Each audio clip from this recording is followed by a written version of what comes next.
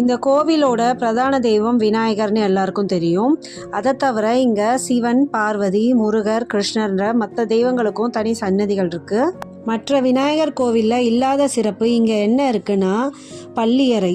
விநாயகருக்கு இங்கே பள்ளியறை இருக்குது. அந்த பள்ளியறையில் அவருடன் இருப்பது அவருடைய தாயார்.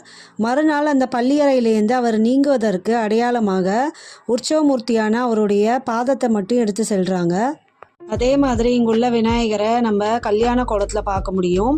சித்தி புத்திங்கிற 2 மனைவிகளோட அவர் திருக்கல்யாண ரூபத்தில் நம்ம காட்சி அளிக்கிறாரு. கல்யாணம் தாமதம் ஆகிறவங்க இல்லைன்னா கல்யாணத்துக்காக வேண்டுதல் வச்சுருக்கவங்க இங்குள்ள விநாயகரை திருக்கல்யாண கோலத்தில் தரிசனம் பண்ணிட்டு தங்களுடைய பிரார்த்தனை வைக்கும்போது இங்குள்ள விநாயகர் அவங்களுடைய பிரார்த்தனைகளை கண்டிப்பாக நிறைவேற்றி கொடுக்குறார்.